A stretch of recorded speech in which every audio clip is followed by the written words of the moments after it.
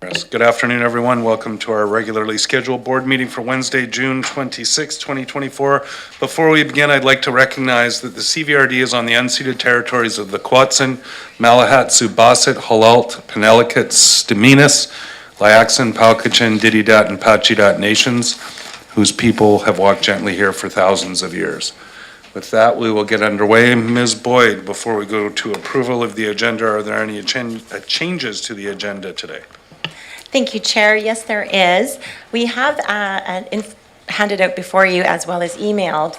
There's an information items from Jesse Patterson, PhD, Chair of Couch and Estuary Environment Management Committee regarding support for Bill 44 compliant zoning bylaws. As well, we've added those two bylaws in front of you as well for adoption today. Thank you. With those changes, I'll look for approval of the agenda as amended, moved by Director Morrison, seconded by Director Segal. All those in favor? Any opposed? None opposed. Motion carries. Ms. Boyd. Thank you. Number two, that the minutes of the regular board meeting of June 12th, 2024 be adopted. If there are no errors or omissions, Director Martman.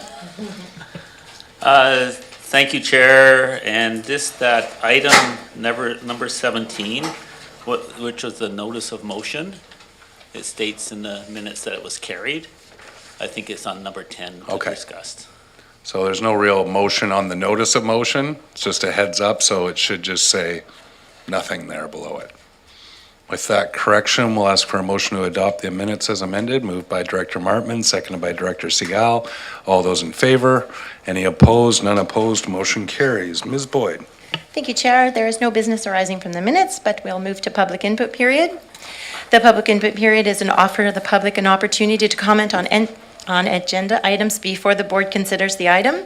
The public input period procedure policy allows for an allotment of 15 minutes where the speaker is welcome to comment on any items on the agenda up to a maximum of 3 minutes. This excludes items that are or have been subject to a public hearing. Input from the community is valued and appreciated. We request that input is presented in a friendly and respectful manner. Your cooperation in maintaining a safe, respectful, and orderly environment is greatly appreciated. With that, we will open up the mic for public input. Good afternoon, Mr. Evans. You know how it works. Make sure the red light is on, and if not, push that blue button.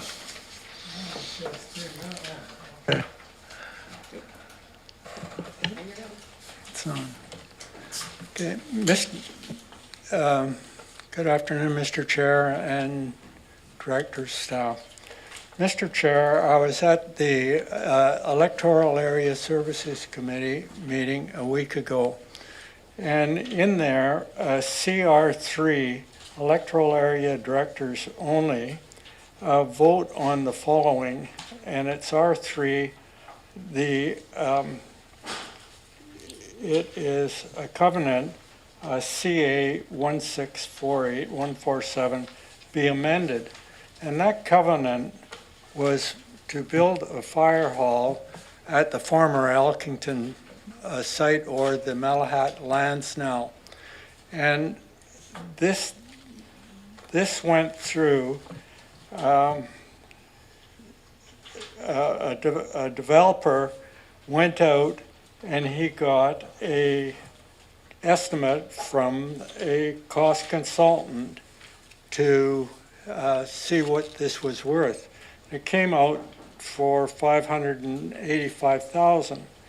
The cost consultant put in there that he assumes that you've gone out to get a contract price. A cost consultant working for a company will give the cheapest price, and you have to go out and get contract prices. You cannot get a fire hall for $585,000 and a few dollars. I believe that when you come to this, it says directors only vote on this, but when it pertains to money, does that not become a weighted vote? Oh, I'm sorry, I'm not supposed to ask a question. Well, you can leave it hanging there until the item comes up. At any rate, this was grossly miscalculated because In the calculation should come the prices of hydro, gas, taxes, all the other costs, and these inclusions should be included in the estimate. The estimate of $585,000 for a fire hall is really ridiculous, and I think that this was rushed through too fast, that the directors did not have a chance to really look at all the particulars and see that it was a cost estimate only. It was not the contractor's price or anywhere near it. Thank you. Thank you very much, Mr. Chair. I wish that you would refer this back to ESC for more work or deny the application. Thank you.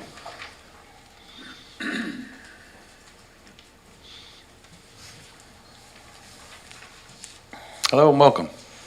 Hi, good afternoon, Mr. Chair and board members. My name is Rebecca Papadopoulos. My husband George and I own Keating Farm over in the Glenora area of the valley. And I'm here today to speak on items CR3 and R6, the draft agricultural zoning bylaw that's been put forward. Thank you very much for the opportunity to speak here today on behalf of several small farmers here in the valley. I did speak at the Electoral Area Services Committee meeting a week ago as well. As I shared at that meeting, our farm has been deeply impacted by the condition of CVRD's out-of-date zoning bylaws. We want to see an updated ag zoning bylaw probably more than anyone else. The document that was put forward by CVRD staff really does not meet the needs of the farming community. And I realize that the decision that was being put forward is a decision around a public consultation process, but we really believe the document should be in a good enough condition to really solicit valuable and direct feedback from the community and from agencies. And we really feel that the document is not in that condition at this point. Last year, we farmers got together as a community, 60 of us, and had a meeting, and we put together comments on the MOCP and on Upland Consulting's ag policy document. None of those comments were incorporated into the MOCP or into that ag policy document, and we were told at that time that those comments would be incorporated into the ag zoning bylaw. Based on our review, virtually none of those comments have been incorporated into this draft ag zoning bylaw, which, as you can imagine, it was pretty disappointing for us to see. Furthermore, we do believe that, based on our review of this draft document, that there are many inconsistencies in this draft document with the Agricultural Lands Commission Act and use regulations, as well as with CVRD's OCPs, the HOCP as well as the MOCP. There's many items that were set out as part of those documents that this draft ag zoning bylaw does not address.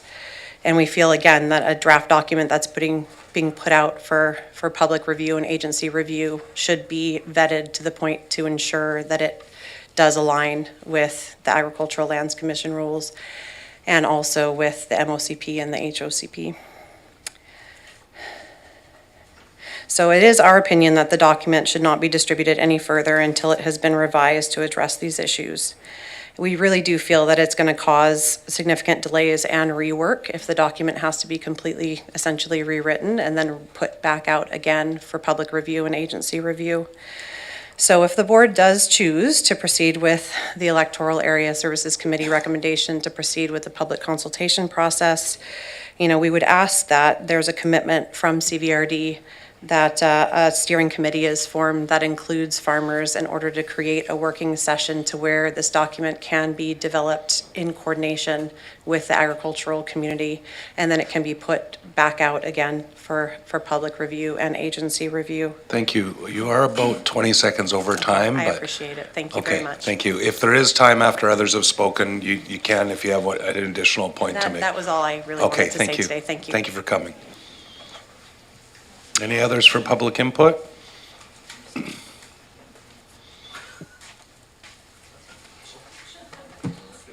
Hi.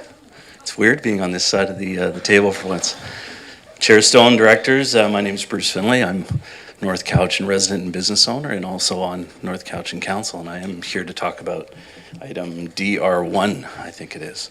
And the reason I'm here is because of the idea of sustainable investment. I'm in the investment world. While I'm in the real estate investment world, my equity partners are all financial planners. So I've been ridiculously educated when it comes to investing itself. So while this motion is to direct staff to bring a report back, I would hesitate, because there are certain investments that are considered sustainable and certain that are not. And I think it's really important that the definition be absolutely nailed down before we as elected officials invest our community's money in investments that might not be in the best interest of our residents. So I would suggest some caution when investing our funds as residents and as business owners in what may not be the best investment for the community. So thank you for your time. This is fun on this side of the table, by the way. Thanks, Mr. Finley. Anyone else for public input? Hi, good afternoon, Chair, Directors. I just wanted to make note that I fully support Rebecca. She's so eloquent, I can't follow that. But as a fourth-generation farmer in the Cowichan Valley, I'm no stranger to the politics, past and present, that have played in the shaping of our family farm. From the mandatory implementation of the ALR to present-day multiple-level government legislations that form the current ruling infrastructure for ag lands, many changes have occurred to preserve our community farmlands, but little have benefited the actual farmer whose job it is to preserve and protect these precious lands.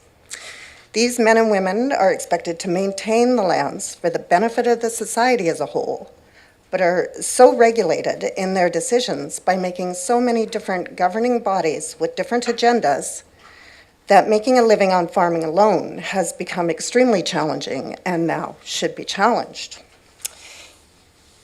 I speak to my own history only to put a face on the many that are represented by small-scale farming in the Cowichan Valley.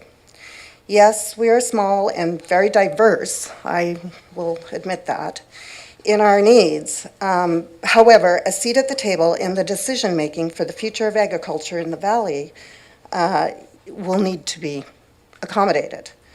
Otherwise, you will lose vital employers, food suppliers, tourism generators, and charitable community supporters. All that is needed for a community. As I can appreciate the CVRD's need to expedite the draft document circulated at last week's meeting, I do challenge the fact that this was created with little consultation with the industry it directly affects for years to come. If it was created as a starting point for further discussions within the farming community, then I understand. However, to release this to the general public without further consultation from the ag sector would be an insult to the very people it was meant to help and guide. As population grows, as government grows, and as technology grows, so does the disconnect from where your food comes from and who are the land stewards that make this happen. Please don't ignore this diverse group of individuals that make up your local ag community. I'm Leanne Stiegel. My maiden name was Dugan, and I'm not used to being in a mic, so I apologize for my nervousness. I am used to being out on the farm. Thank you for your time. Thank you very much. We still have enough time for one, maybe two speakers for public input if people are brief. Not seeing any, we'll turn to the next item in our agenda. Ms. Boyd. Thank you, Chair. We have no delegations. Report from the chairperson. I didn't have a report from the chairperson, but I do want to remark on a couple of events over the last weekend and early this week. Most recently on Monday at Cowichan Tribes, there was a signing ceremony and a bit of a celebration on Cowichan Tribes' pathway to managing their children and family services. It was a really impressive event and really moving ceremony. Minister Hadju and Minister Lohr from the province were both there to take part in that signing ceremony. You can look up the details online, but I just have to say it was very powerful and moving. I was able to sit with Mayor Staples as well as Judy from Cowichan Green Community and some others. It was really well attended, and it was full of cultural and celebration. Watching young children sing their Hulkaminum songs, and in both daycare and the schools run by Cowichan Tribes was really powerful and really enlightening. And it was a nice bookend that started on Friday with Indigenous Peoples Day, and I know there were events throughout the valley. I participated in the events down at Transfer Beach and Ladysmith. And it's such a wonderful celebration of Indigenous culture and First Nations culture within the valley. But the point that sticks out to me is that there were dozens of school groups. We did 800 lunch kits for school-age children at Transfer Beach on Friday. And to see that sharing of culture and celebration with our youth, I think bodes well for all of us as we move forward and we continue to travel along the journey of reconciliation. And I know on Sunday, unfortunately, I missed Cowichan Pride, but I know that was here as well and was very well attended and looked like beautiful celebrations. And on Saturday was grad for a lot of kids. I spoke at the grad ceremony at Transfer Beach again. Looking forward to those young people moving forward in the world in what's a challenging but also a really exciting time and should be full of opportunity over the years and decades to come. And I would be remiss if I didn't remark that longtime 31-year employee of the Cowichan Valley Regional District, Miss Kathleen Harrison, is retiring. Her celebration is tomorrow evening. If you weren't invited, sorry, they probably don't have room. But I know all of us and staff were invited. And, you know, a long career with the regional district. It's becoming more and more rare these days that you have an employee with that kind of tenure. And I know we're all thankful for the leadership and the guidance of Ms. Harrison when she sat where Ms. Boyd's sitting today. And we do wish her all the best in her future endeavors. So I don't know if any other directors want to remark on their experiences over the weekend, but I would open up the table briefly to do so if you would like. So for a guy who didn't have a report, there you go. All right, seeing none, Ms. Boyd. Okay, go ahead. Director Acton. I'd just like to share that Shawnigan Lake prides itself on being the best spot to celebrate Canada Day. So you can come down to the Legion, have breakfast for, I think, $6. And then there will be celebrations at LC Miles. And if you are inclined, every year for the last 30 years, maybe, I'm gonna get this wrong, and then the Cadillac Ski School is gonna send me an email, right, Ken? Correcting me, it's called the 100-man pull, even though they pull 30 men or women. I'm not sure why it's called 100, that's their goal. But they pull 30 water skiers, one wakeboarder tends to be present, every year. From one end, from the south end of the lake, and drop at Mason's Beach. So that is an amazing sight to see if you can try and get out there. That happens at 1 o'clock Jamaican time. So come out and enjoy Canada Day in Shawnigan Lake. Great, Director Acton. We might go all the way around the regional district now. Director / Mayor McGonigal. Thank you very much.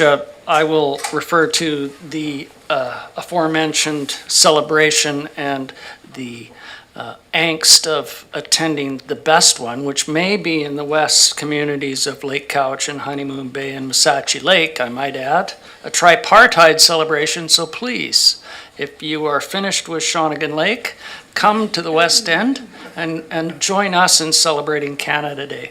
But also to piggyback on the grad celebrations, I also had the opportunity to speak at Lake Cowichan Secondary 2024 grad. And it was a moving experience to see people, a great nephew of mine graduating, so it tells you how old I may be, and just to see the avenues that these young people, leaders of our communities in the future, have chosen to take. I welcome them all to be volunteers within our community, to embrace the small community that they came from, and never remember and never forget where they came from. So good luck to all grads throughout the whole Cowichan Valley, and we wish you well on your next experience. Thank you, Director McGonigal. Director Staples. Thank you. I will not be speaking about Canada Day, but I would like to just check back on, Mayor Douglas and I were both at Keating Farm, actually, to send off, and Director Acton as well, to send off the rowing Canada teams. So that was, I've never been to an event like that, and it was very emotional in a lot of ways.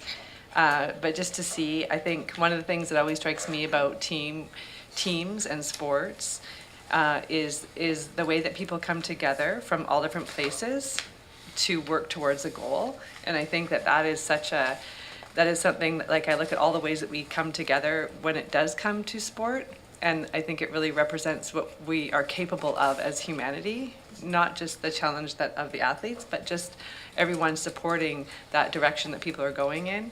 And I'm always reminded of that in those situations, and it was an incredible event.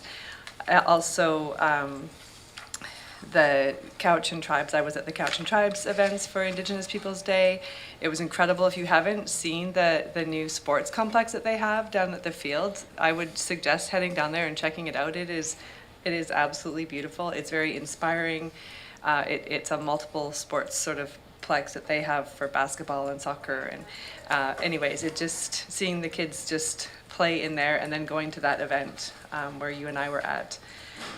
And again, about children and that children-centered focus of people taking care of their children, which seems such a crazy thing to imagine wouldn't happen, but it hasn't happened, in Canada. So to be there to witness the change of that for Cowichan and for future generations was also very emotional, and people have been working on it. Robert Morales said that he's been working on this since he was a grad student, and Robert is, probably similar to Tim and watching his great-grand nieces and nephews graduate now. So that is a long time of dedication to work towards something. To see it realized and be a part of that was really deeply meaningful. And Dead Fish is, I think, a game that we should all play. That the kids demonstrated for us. I loved it in so many ways, but just a real honor to be there. So thank you for giving us time to check in. Thank you. Any others before we move on and talk why Ladysmith Canada Day is the best?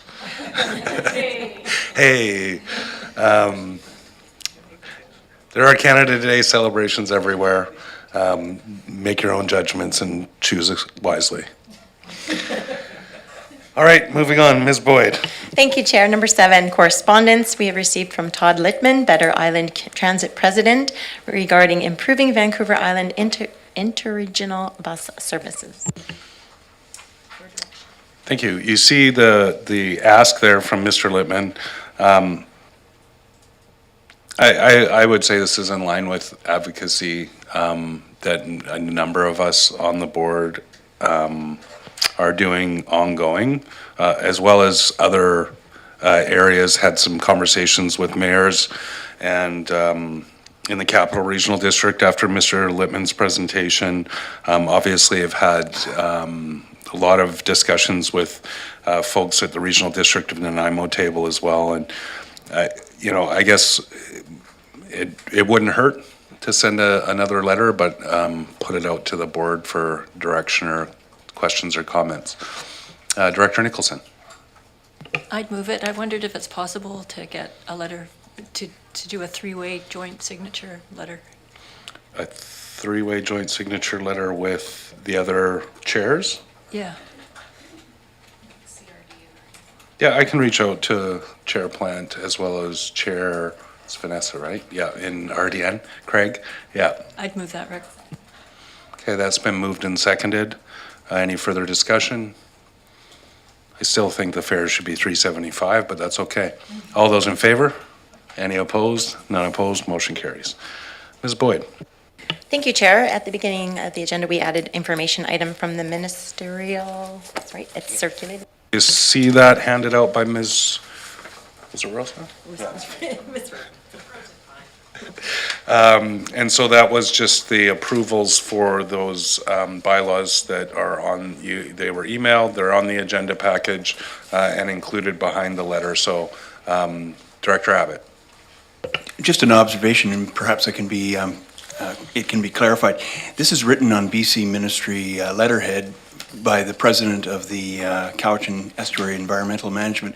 Is that customary that that they would use British Columbia ministerial letterhead to forward a very supportive letter? And as a member of Cowichan Bay, I'm pleased to see them in support, but it just seemed like they should be using their own letterhead. Yeah, I was going to say Mr. Patterson is a ministry employee, so he sent it from the Water, Lands, and Resource Stewardship Ministry, I believe, where he's employed.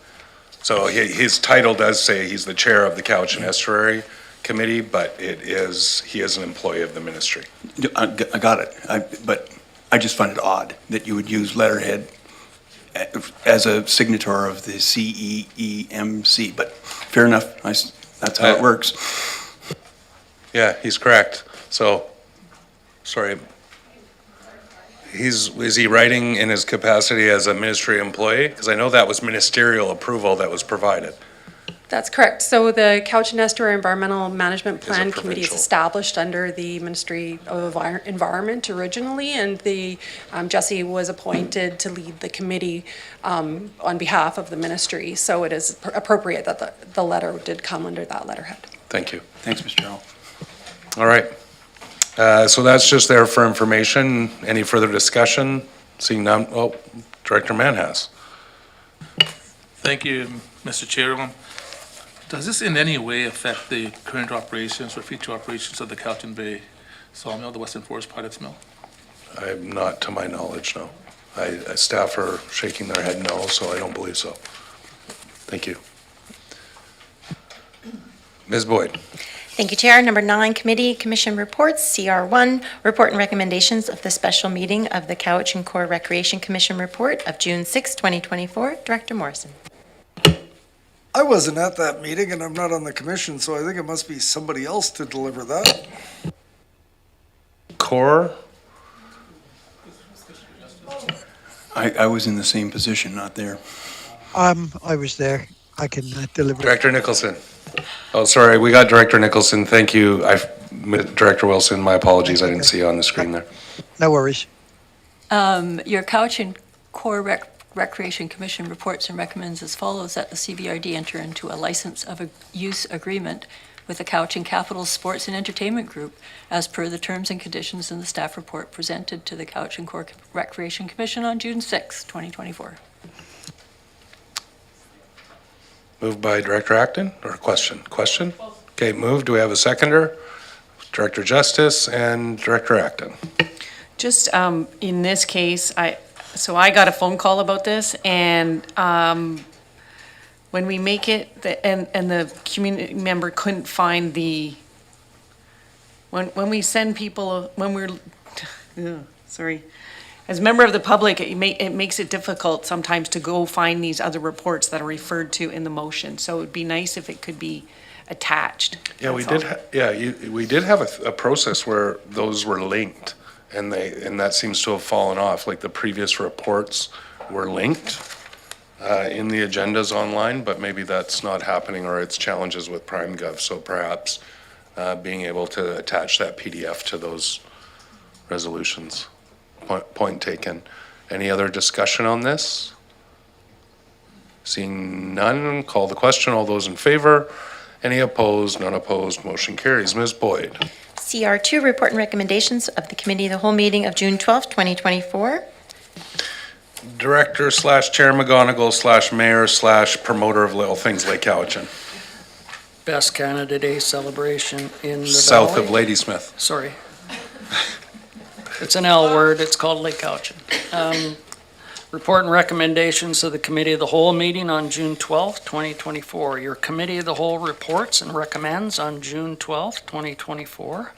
1, from R4, that staff prepare bylaws to repeal bylaw number 3138, South Cowichan Water Plan Study Service Establishment Bylaw 2008, and bylaw number 3737, Shawnigan Basin Society Annual Financial Contribution Service Establishment Bylaw 2013, and 2, that consent on behalf of the electors be sought from A, at least 2/3 of the participating electoral area directors bylaw 3138, and B, a simple majority of directors for bylaw 3737. That concludes my report, and I move that recommendation. Thank you. Do we have a seconder?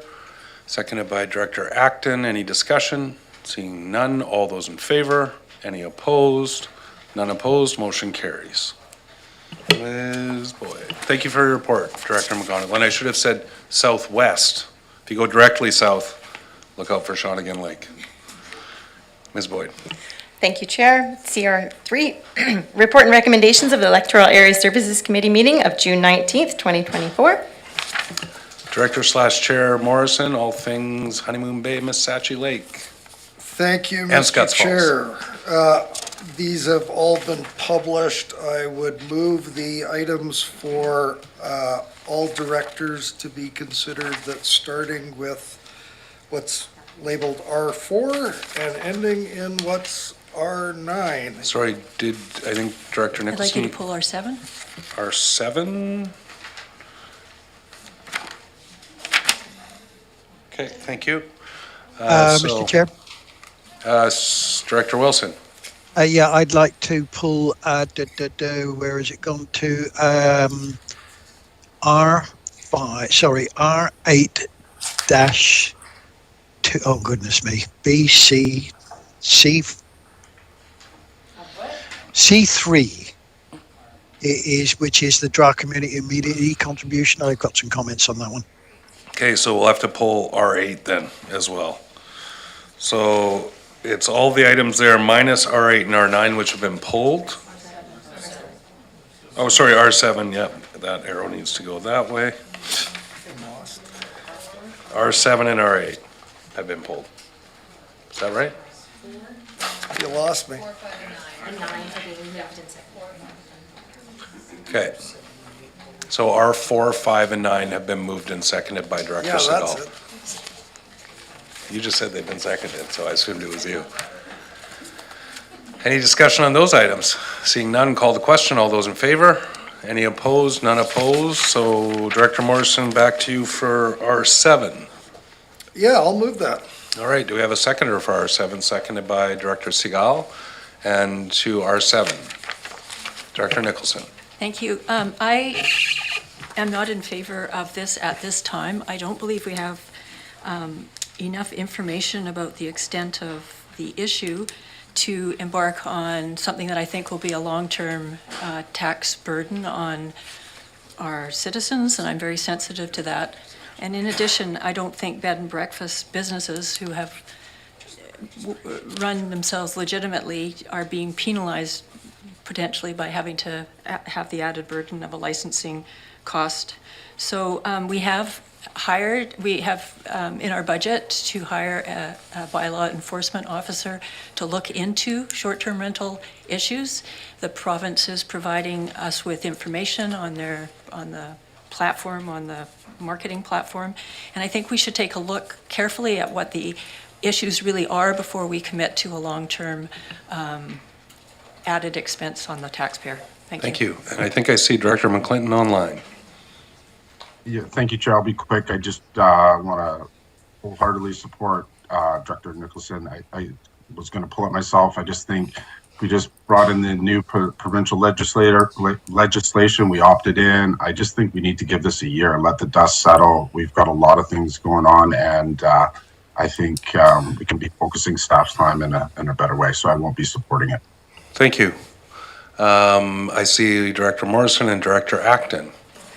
And Director Wilson. And Director Wilson. Not sure if you're at the pro or con mic, but we'll let you go through your speaking points. On R7, Director Morrison. Thank you, Chair.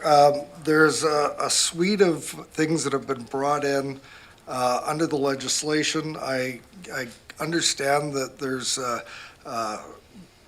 folks are perhaps shy about potential costs that may be incurred, but at this point, they were brought in as a suite, and this is something that I think is really important as far as the ultimate enforcement of this issue.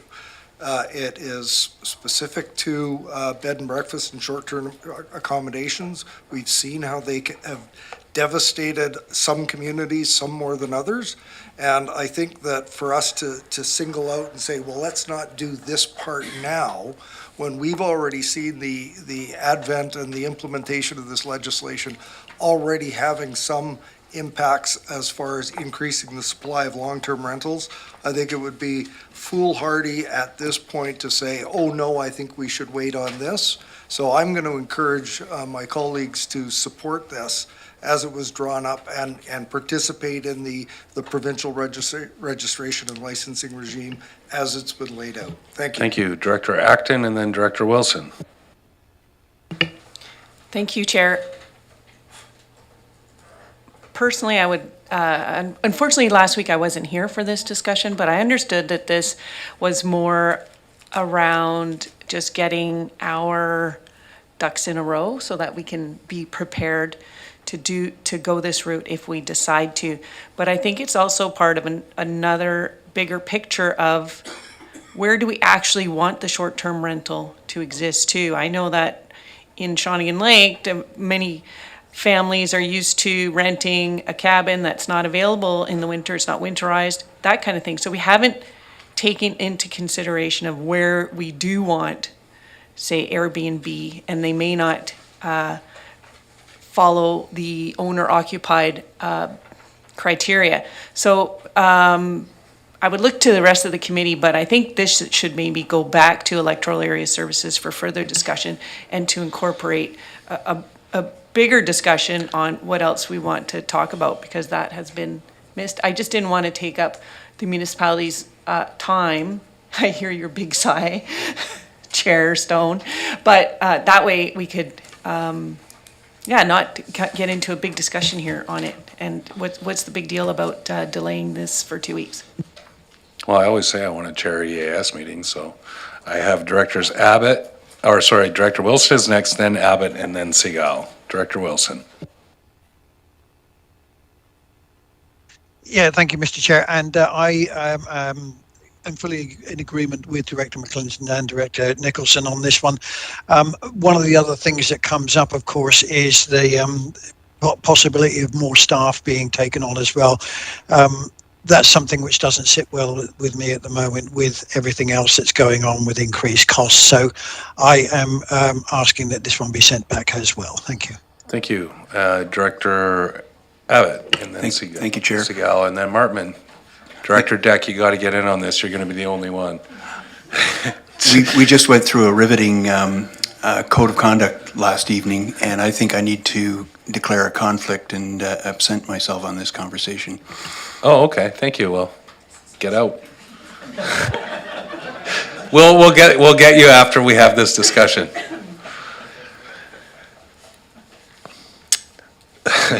Director Segal. Thank you. We did have a big discussion about this last week, so I don't really want to have that again. I'll be supporting this. I believe the licensing is what allows for the province to help us in enforcing these regulations, where Airbnb listings need to be licensed to make it onto Airbnb or VRBO. And just overall, yeah, we need the support to remove the commodification of housing. We need to try to get this housing back available for renters. Thank you. Director Martman, and then Director Deck. That's fantastic. Thank you, Chair. And, you know, when you pull an item, I always look for new information, and I'm not hearing new information right now. I would add that the concern of cost is always front and center for myself, and I'm sure other directors. We have hired a temporary person in bylaws to deal with it this year, and my hope is this will eliminate that position And because we have an efficient way of targeting short-term rentals that aren't able to have a business license because of, they're not following the rules. So that would be my approach to it. That would be the only thing I can add that's new. Thank you. Director Deck. I'll be supporting this. Thank you. I do see Mr. McDonald, not old McDonald, but Mr. McDonald in the corner over there if we have any further questions. However, it seems like we've had a full debate. This isn't for you. Director Manhas, I know. Just wondering, what would the cost of the license be? I don't think that's been determined, but Mr. McDonald, no, it has not. So undetermined at this time, to be proposed in a future report, I presume. Director Morrison. Point of, well, I don't know if it's a point of order, but I'm looking for your direction on this. Just looking at the numbers around the table, like I've heard information not pertaining to this. Well, I won't say bandied about. Oh, wait a minute, I just did. It looks like it's going to be a 4-4 vote, and this seems ridiculous to defeat when I think clarified. So this is a whole board vote. Oh, it is. Okay, never mind. No, I got it. I was going somewhere with that, but I just. So, but however, I would prefer it if the majority of the electoral area directors want accurate information, then maybe we should. okay, so I've heard two people say that, suggest a referral back to committee, but I haven't heard a motion, and I did see, I thought I saw Director Nicholson. I would just like to correct something that someone said, because in our report that we received, it says that the position that we have approved for 1 year temporarily will also be responsible to act as the business license officer, which will oversee the business license applications. So I am assuming that this is a long-term commitment to the taxpayer, and I feel very strongly we don't have adequate information to be making that. And when you do your budgeting, you should be thinking about all the priorities. And I just don't have good information right now. So I would be willing to refer it back to EASC for Okay, further discussion. that's a motion. That's a motion, Director Nicholson. Do we have a seconder for the referral motion? Oh, Director Wilson, coming through online. So we have a motion to refer on the table. Do we need to discuss it any further? This is for the entire board. I'll call the question on the motion to refer back to EASC for further discussion. All those in favor and opposed? I need hands up because this is board. We need to record the votes. Directors Segal, this is against referral. So, Director Segal, Istash, McGonigal, Morrison, Deck, Nicholson, Martman, this is against referral, okay? Staples, what do we got? It's defeated. Okay, so we're back to the main motion on the floor. I'm confused. I thought the motion was to send it back. It was to refer, and the motion to refer was defeated. And Director Nicholson, who brought the motion forward, voted it.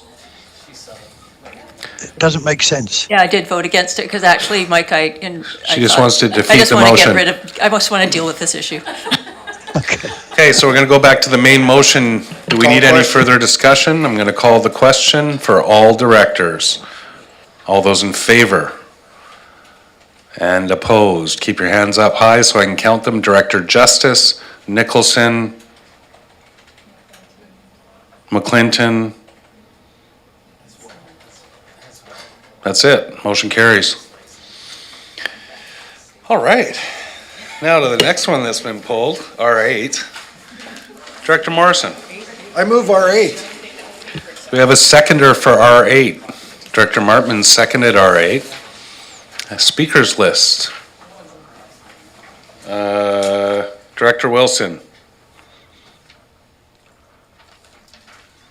Yeah, thank you, Mr. Chair. It is the part which says the draft community contribution, which is, I think, R8.3. This is something which has come up in my area more than once, and developers are being asked or being advised that they have to make a community amenity contribution, and they have no objection to this at all. It's part and parcel of the planning process, and it's one of those things where there is no policy in place. So they're being told that they have to make a contribution, but not being told what that might be. And this is one of the reasons why I think this has to be prioritized. It has to be pushed forward as quickly as possible so we can give the developers as much clarity as we can. I will obviously be voting in favor of this, but it's just to make the point, if we could push this even more of a priority, then so much the better. Thank you. Thank you. I was confused at first because I read the resolution and I thought that it did direct a community amenity cost charge bylaw that would provide that certainty. You're just saying, please make that a priority. Yes, indeed. Okay, thank you. Call the question. Thank you very much. Any further discussion? Thank you, Director Wilson. Seeing none, all those in favor? Any opposed? None opposed? I don't know if that's an endorsement of strengthening the priority of that piece, but your colleagues support you, Director Wilson. Thank you. We'll get through the rest of this report before we take a short break. Director Morrison. Do we still have more? Yeah, electoral area directors only. Oh, yeah. R1, 2, and R3, and R6. R9 was part of the block that was already passed.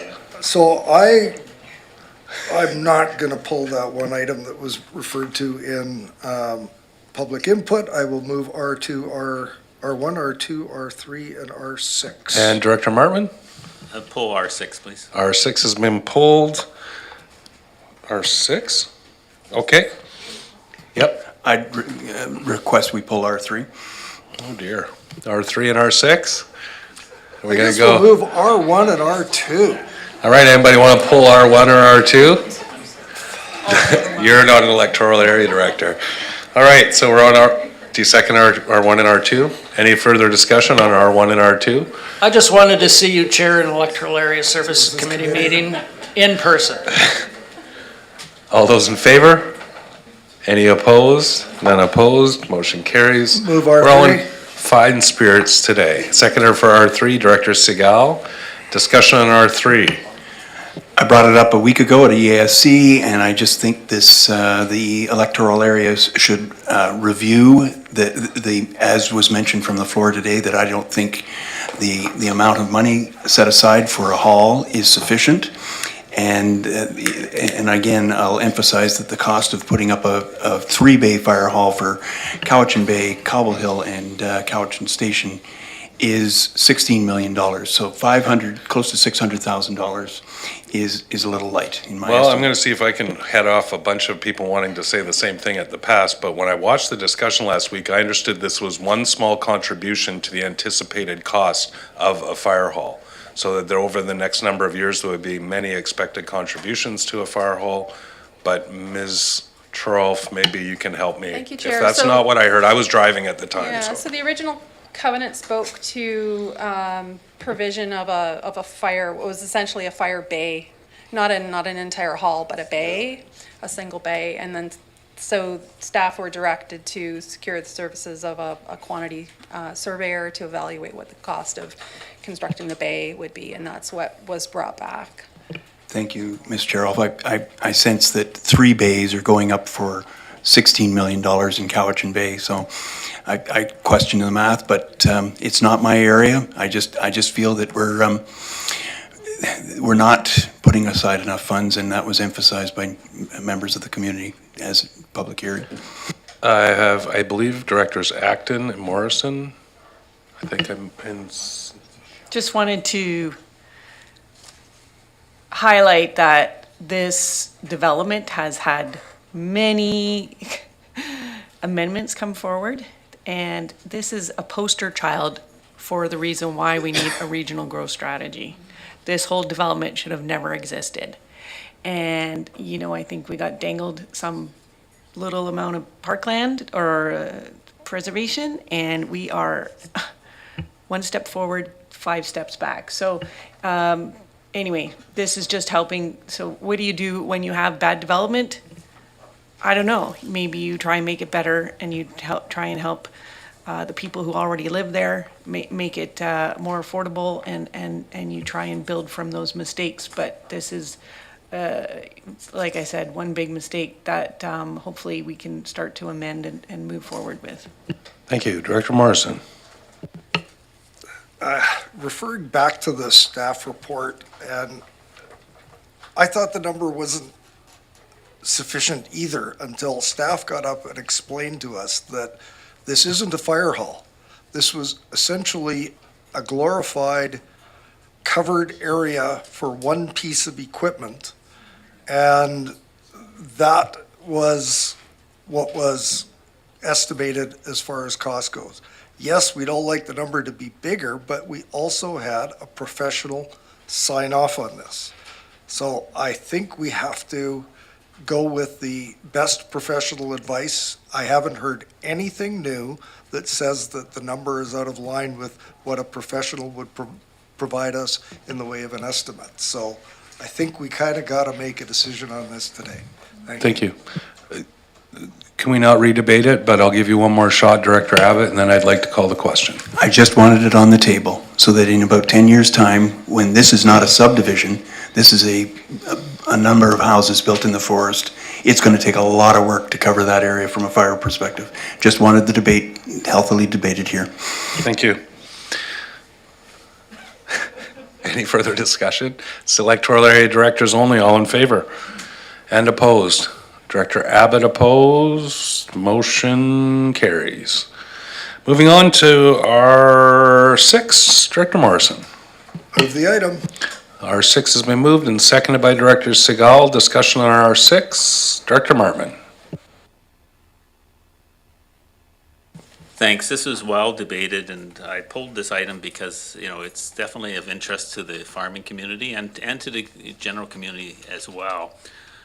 And I think the idea of trying to, or consulting and getting out there right of way is, a lot of our directors supported that. They want to get this moving, see it through to completion, and I applaud that.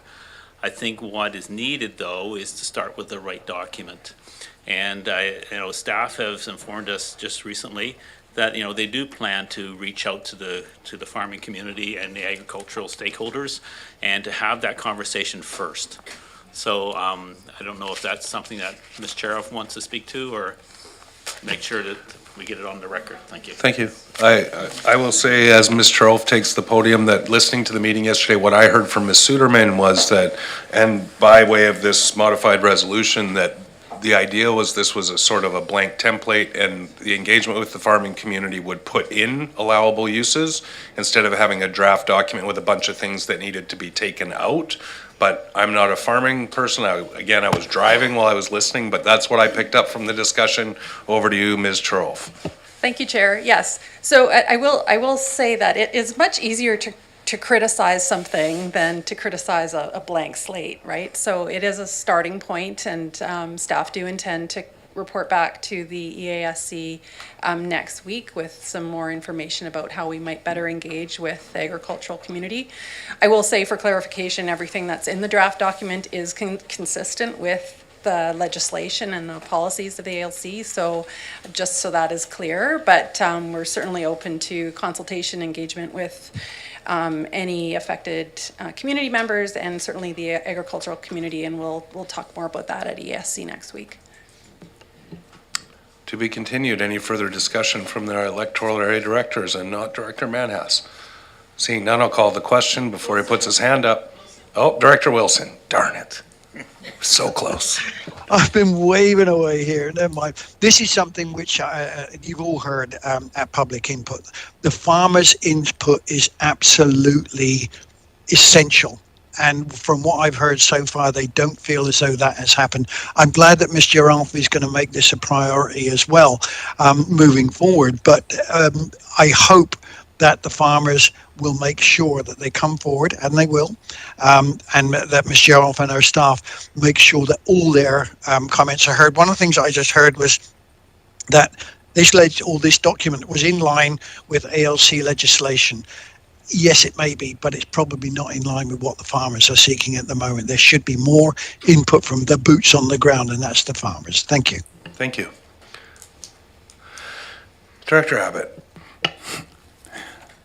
And also to have this outreach done when farmers can actually attend, which is November through February. Also heard that last week. I feel like I'm getting a replay, but I appreciate that I'm feeling educated. So I only live close to farms, not on a farm. I was born on a farm. Actually, I was born in a hospital, but lived on a farm at a time.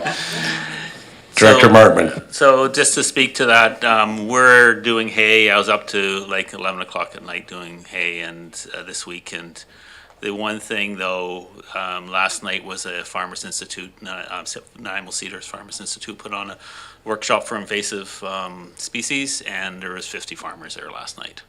So if it's important and it's something that's topic, they will come out. And they do appreciate, the timing. So the workshop was in the evening.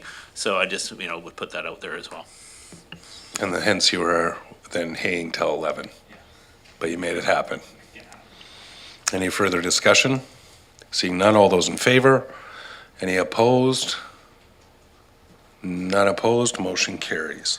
I'm gonna just call a short recess if we can be back at 2.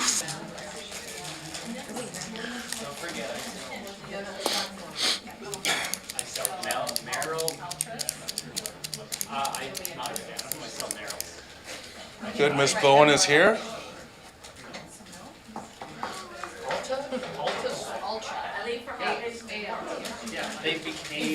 They exist because of Ultra Trail.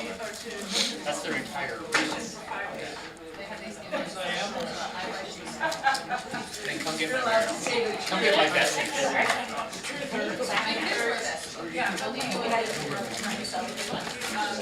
Not everything, I've done all of them. But yeah, that's the Merrill. Thank you, everyone, for your good humor. I believe, Ms. Boyd, that takes us to director's reports. I see the whereases and the whereases and the whereases, and that therefore it be resolved. Director Justice. Thank you, Mr. Chair. I'll just read the therefore clause if that's okay. Please do. I've got a few.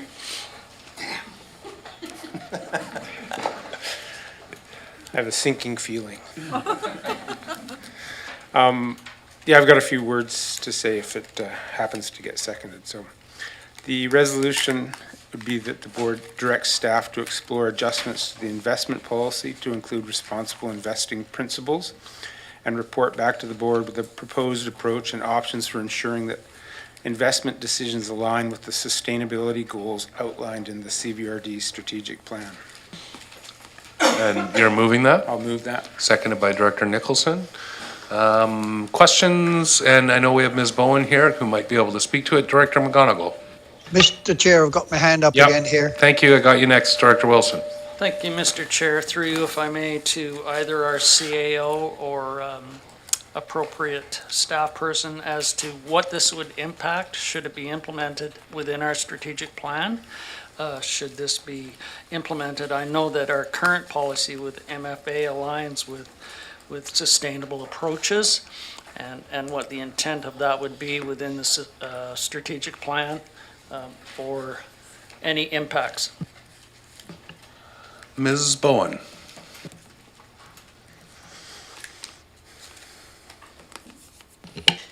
Through the chair to Director McGonigal, I will try my best on this one. Talking with MFA, it would be a big undertaking for finance to take this on because of the information that's required to know about the reasonable investments, which finance does not have the expertise within our department at the moment to do that. And the return would not outweigh the actual staffing time that it would take. And a follow-up, if I may. According to MFA, I have reached out to them as well, and they reside within the United Nations investment policy for sustainability and other aspects within their investment policy.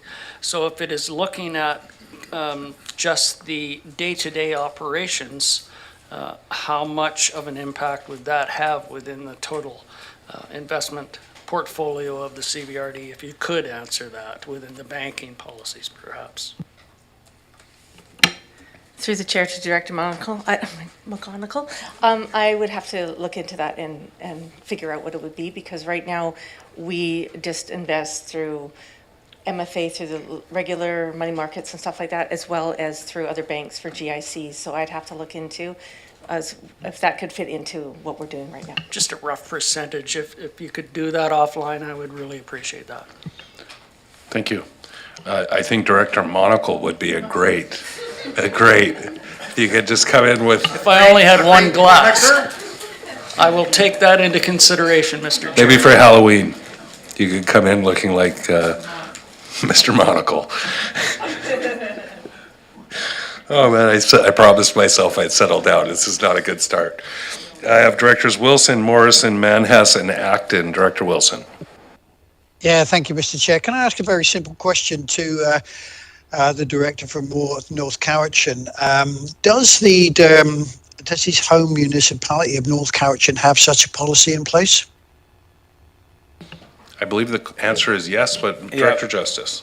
The answer is yes. We made this change probably in the fall. Okay, and as a follow-up, please, why are you then quoting the CRD, not the MNC policy? Director Justice. Thank you for the question. The reason is because we're a regional district, as is the CRD, as is the Comox Valley Regional District, and I anticipated that might be more relevant to members of this board than a municipal policy. Okay, thank you. And a follow-up, please, Mr. Chair. Yep, go ahead. As you may know, I am the CVRD appointee to the MFA, and I also reached out to Peter Urbank. The MFA has a AAA stable rating, which is higher than the province of BC, which has a AAA negative rating.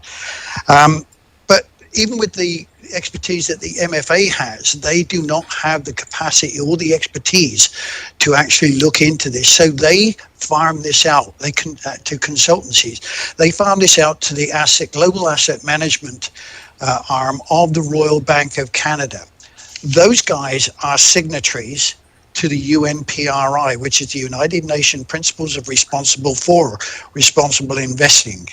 And they adhere to 6 basic principles, and I can forward you those principles if you like to. People can read those. But basically, as Tracy has pointed out, if the MFA doesn't have the expertise to do what this director's report is asking for, certainly our finance department won't have it either, nor do they have the resources all the time. So I would ask that this particular one just be left as is and let the MFA and the RBC, their consultants, do as we do, because most of our investments go through the MFA. Thank you. Thank you. I have Director Morrison, Manhas, and Acton, but I was remiss in not allowing Director Justice to speak to his motion. I'll go to Director Morrison next. No, let him go ahead and speak, Okay, please. Director Justice. Yeah, thank you for that. I mean, in the agenda, I do have a short background report with some rationale, which I expect everybody's probably had a look at, and so I won't repeat that here.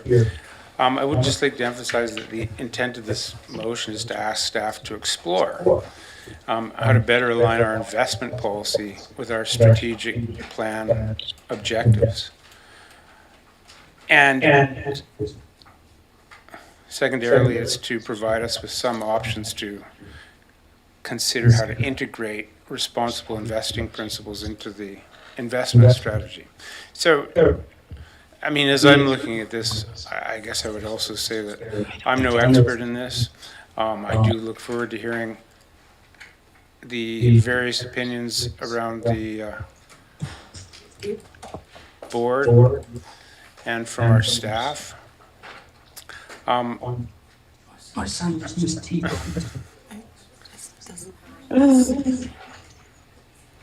It's not me.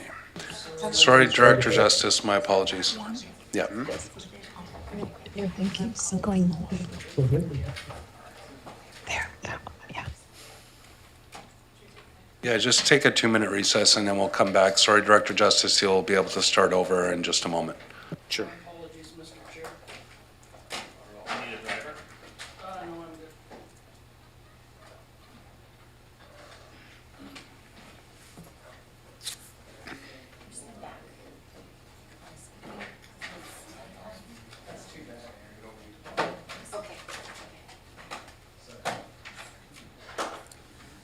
Did he say Royal Bank? Did he mention, did Mike mention the Royal Bank at some point?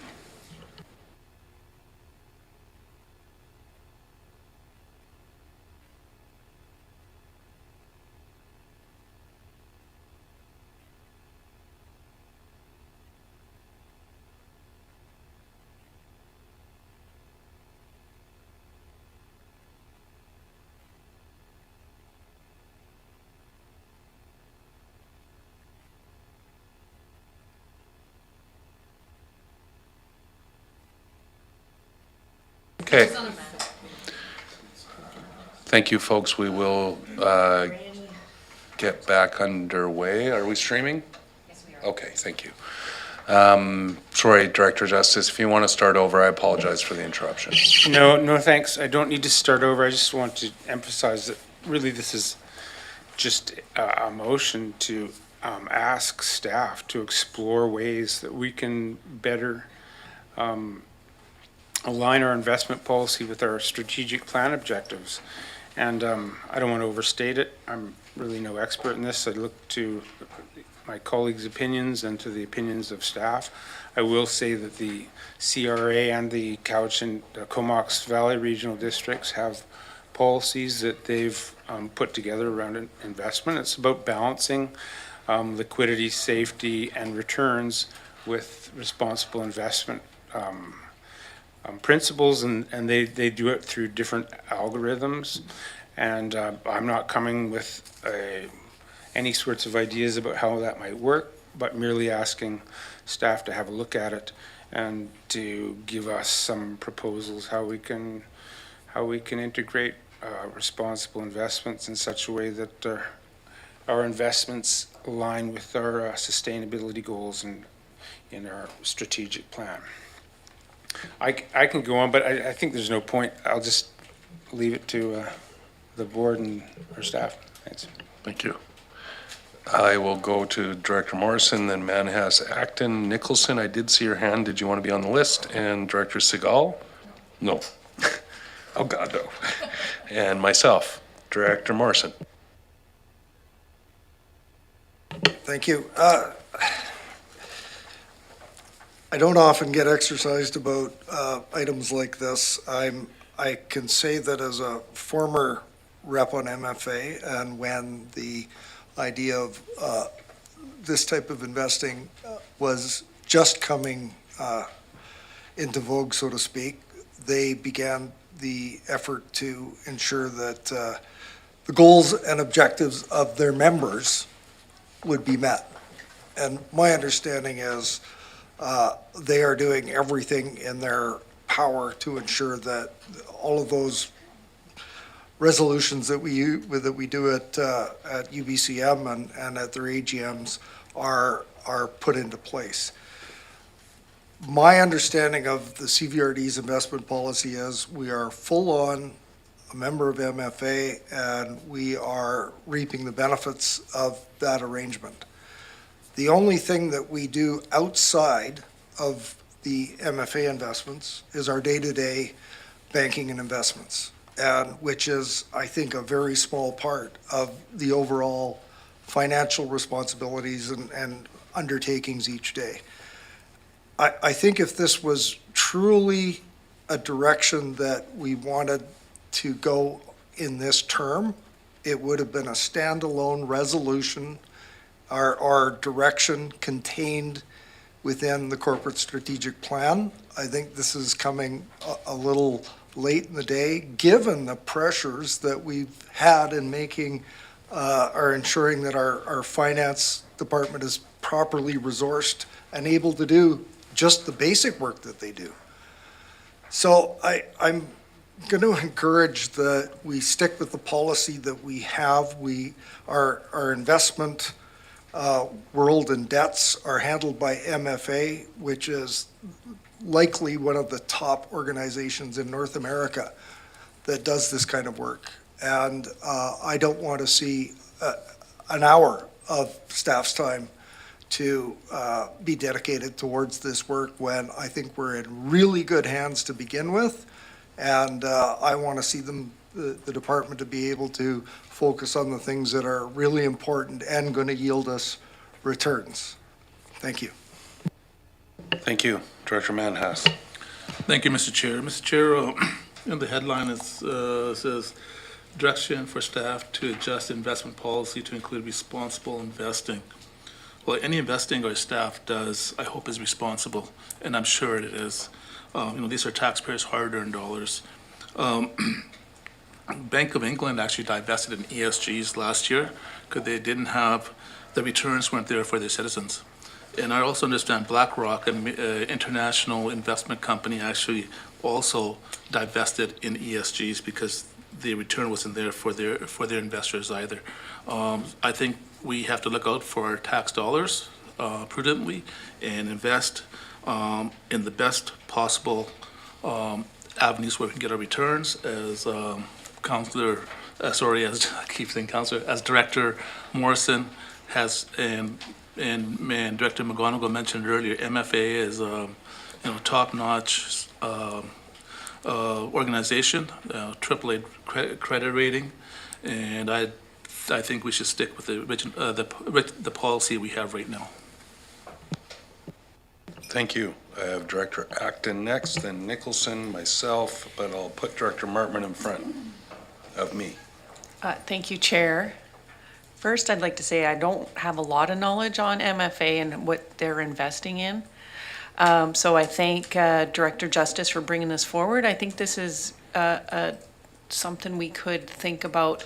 Are we investing responsibly? And I know that his resolution is quite vague, but it could even just be, are we to make sure that we're not investing in fossil fuels? And that is not an unusual request. So I don't know if we're doing that already. Maybe we could just get some information from staff to understand how much are we investing exactly, how much are we making, and what, let's hear from MFA and understand what the portfolio looks like before we make any decisions. But I think this is really, it's responsible of us to think about responsible investing. So I think I support the idea, and I hope that we can come up with some direction that makes sense for staff to bring forward to us. Thank you. Director Nicholson and then Martman. Thank you. I concur with Director Acton. I think it would be responsible for us not to look into this. And I would note that the Municipal Financing Authority has a Director of Sustainability, which I know is a very recent position. I know the person who is in that position, and I'm sure that they would come and provide us with information at a board meeting, which I think would be really interesting. So I think that exploring it could be just contacting them and having them come and make a presentation about what the opportunities might be. Yeah, so I don't think it should be a lot of work. I've got Ms. Miles Wilson, and then I'll go to Director Martman and Istash. Just thought I'd make a proposal to see if I can help you consider timing of this. So if there is an interest for us to bring a little bit more education to the table around ethical investing and to bring the MFA in, we could direct staff just to put this in the parking lot of sorts where we could bring it forwards again in January when we review the strategic plan. So after you've done a little bit of learning with the MFA, gotten a little bit more information on the topic, and then you can consider whether you want it to action or not. Apologize, Director Justice, if that's not the timeline you're looking for, but at least gives you a bit of a home for it to consider it with a bit more information. Okay, we'll take that under advisement. I'll go to Director Martman and then Istash. Well, thank you to our CAO for that. It's along the lines I'm thinking of. I think when I read the investment policy that's current, is from 2019, it does talk about doing periodic reviews of the investment policy. And, this is a topic within that policy. It isn't meaning that this whole policy at some point should be reviewed. It's been 5 years.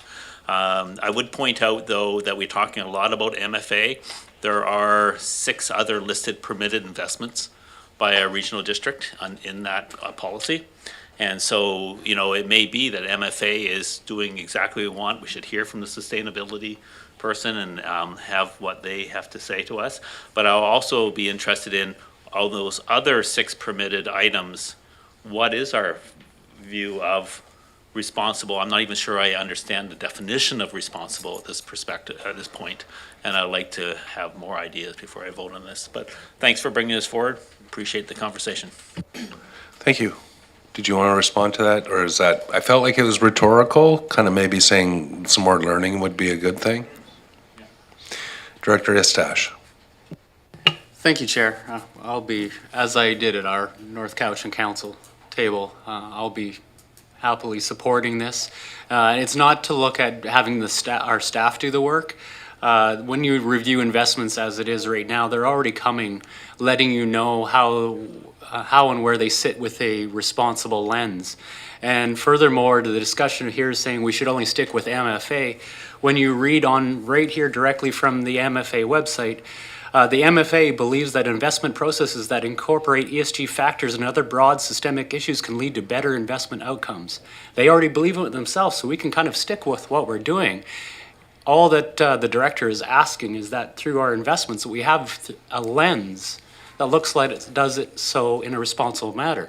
To Director Morrison, on his comments that we should have had this in a strategic plan. This aligns with strategic objective 3, 5, and 12 already. So we are working towards a strategic plan that this table adopted.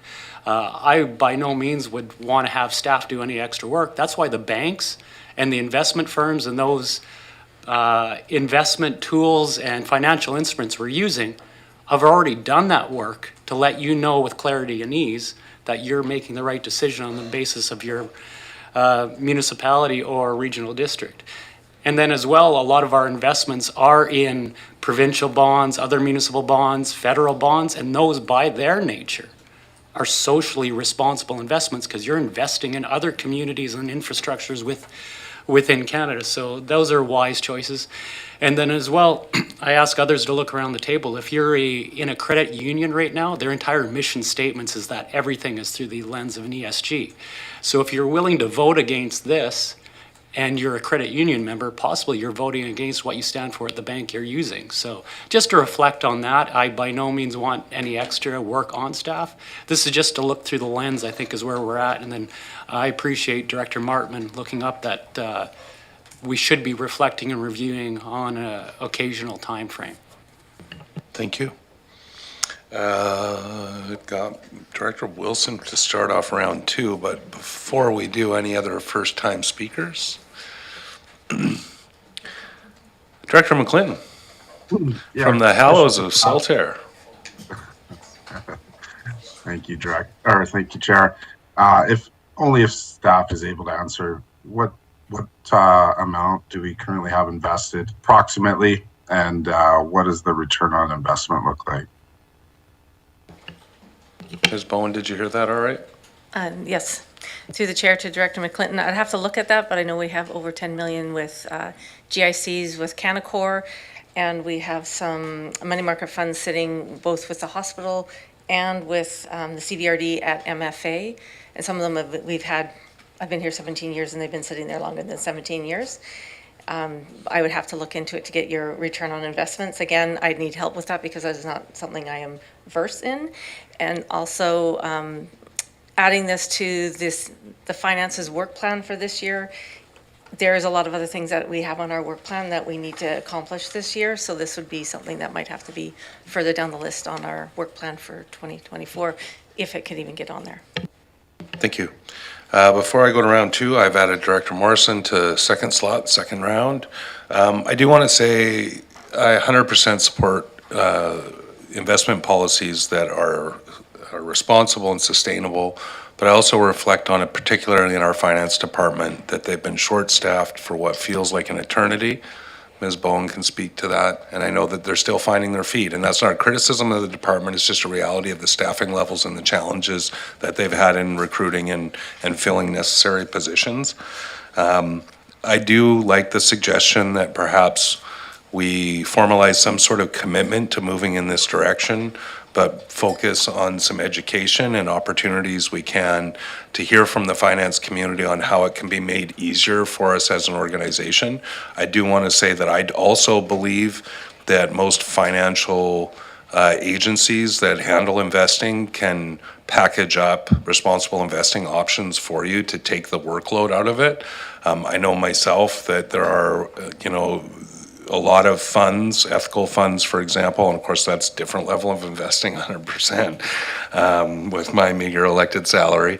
But it's on a different level, but when you have more to invest, you have more resources in the investment management community that might be able to assist making decisions that both fit the investment profile you're looking for in terms of returns, as well as take the sort of burden of the ongoing management of those investments. So I'm hopeful that we can get there, and perhaps if it's not in the 2024 work plan, we can invite some speakers to come and help educate us on what's possible, possibly even through the investment Canaccord or CIBC or MFA, to come present to us on what options they offer, and they may be able to give us some insight into what those returns look like compared to our existing investment portfolio, and how we may benefit both in terms of delivering our strategic goals and maximizing returns on the monies we do invest, whether short, medium, or long term. That said, I will go to round two. We do want to remark that we do have the therefore be resolved on the floor.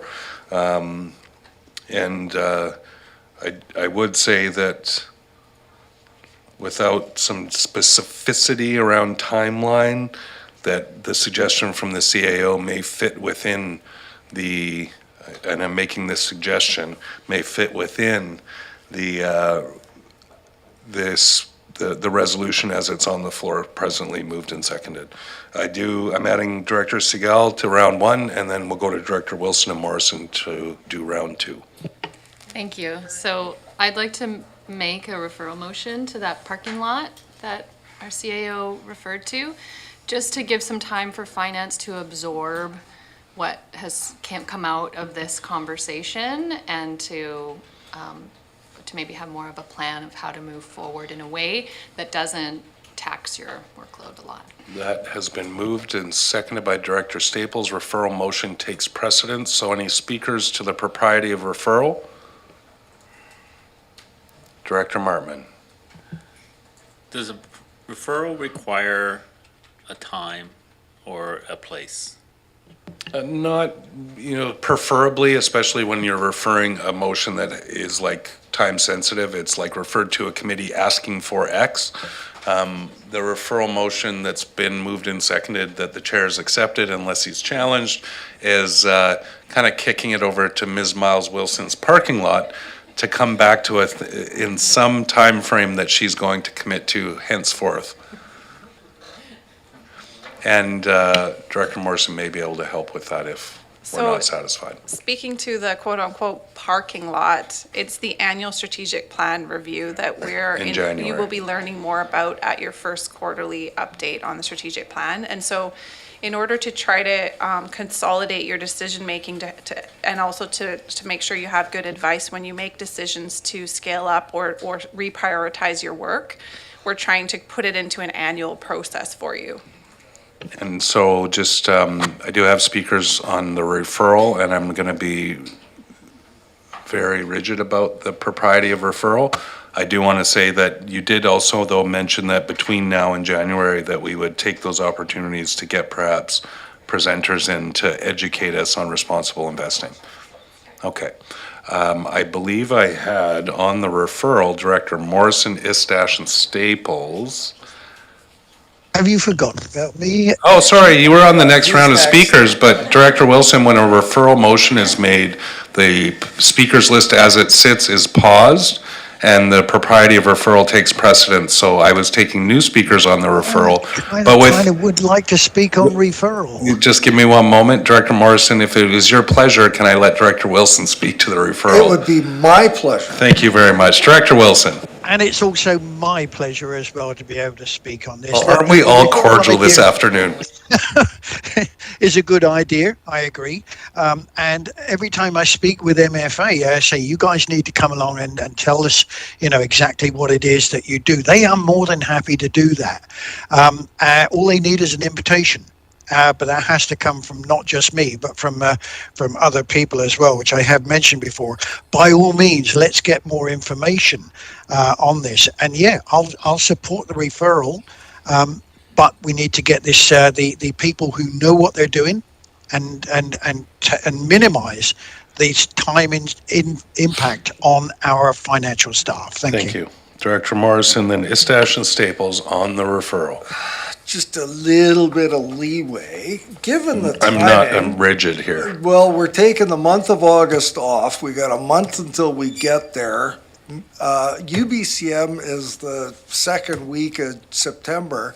And for those of you that didn't know, there's a great big MFA meeting at UBCM that we could all go attend and learn all of this great stuff, and we don't have to get staff to organize special meetings. No, well, I thank support you. the referral. Thank you, and I will say, I don't know if I've seen Director Wilson smile so much, because if he walked in with his whole posse, he'd feel like a king. It's his favorite meeting, I think. All right, Director Istash and Staples. No, I just wanted to thank Ms. Miles Wilson for the clarity that it would go into the strategic planning, so it could fall under strategic objective 12. So I'd be supportive of the referral, and hopefully the original director originating this motion might be supportive of that. Thank you. Director Staples.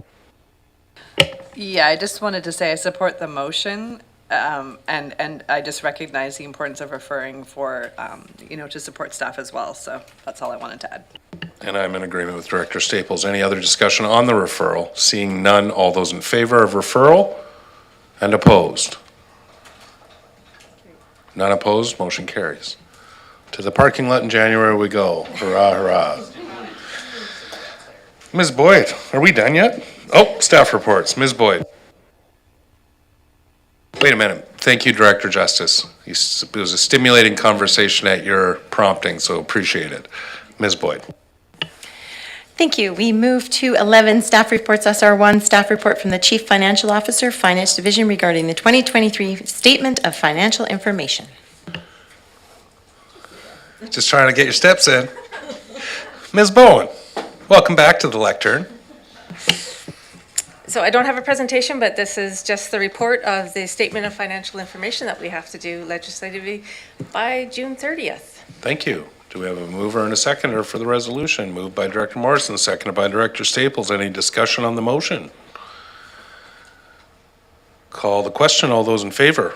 Any opposed? None opposed. The SOFI is received. Ms. Boyd, SR2. Thank you, Chair. Staff report from Emergency Management Cowichan regarding Cowichan Search and Rescue Organizations Contributions Agreements. Mr. There, I turned off your mic too. Mr. Wainwright, welcome. Thank you.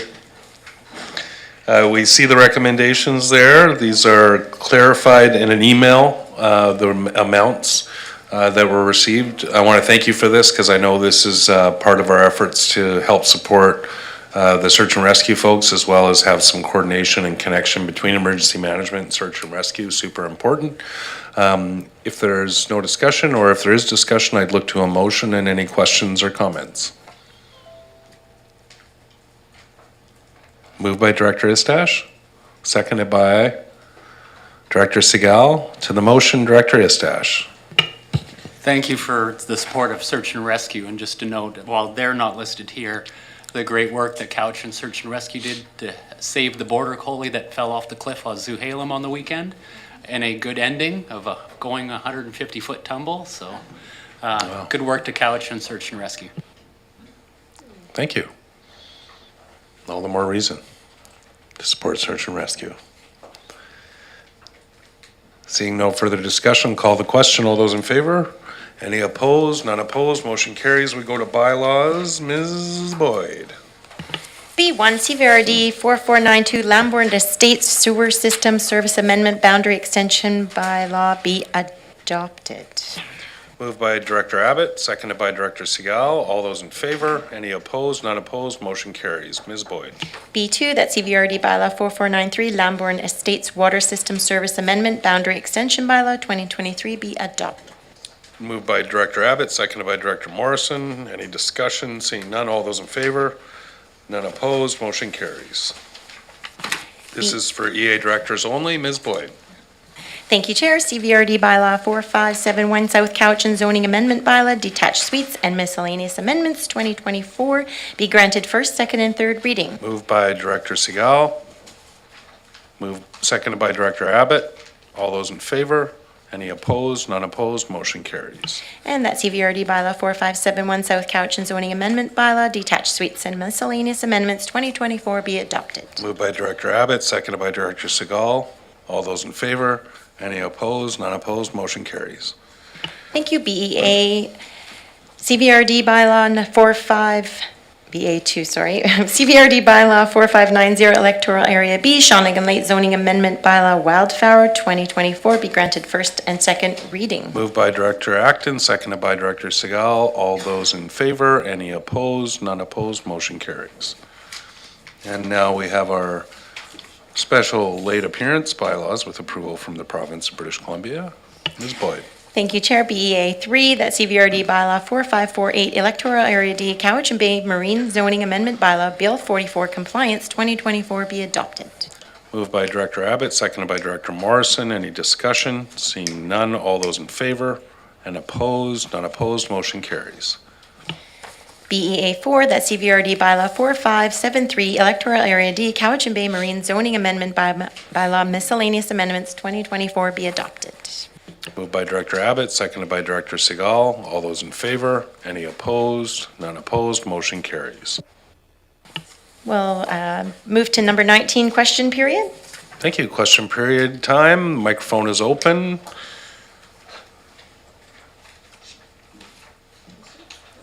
Seeing none, Ms. Boyd.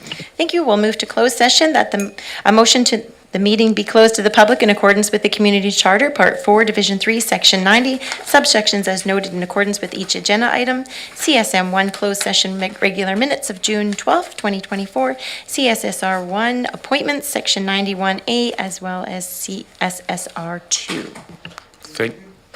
2. Do we need a new meeting, or can we just stop recording, Rosa? Yes. Okay, we can just stay in this meeting, folks, Mike and Jesse. We will take a motion to go into closed, moved by Director Morrison, seconded by Director Segal. All those in favor? Any opposed? None opposed? Motion carries.